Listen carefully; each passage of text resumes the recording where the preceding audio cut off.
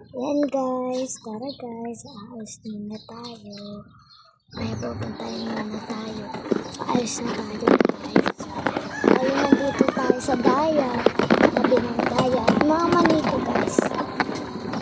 May sa mga palay to. Ayan o guys, yung mga bahay. Magaganda, may puno pa o. Yung tita ko pala nagda-drive guys. Ito siya. Naka-ice cream yung damit niya. Ngayon, aalis na tayo. May pupuntahin tayo. Pagkatapos, wala na.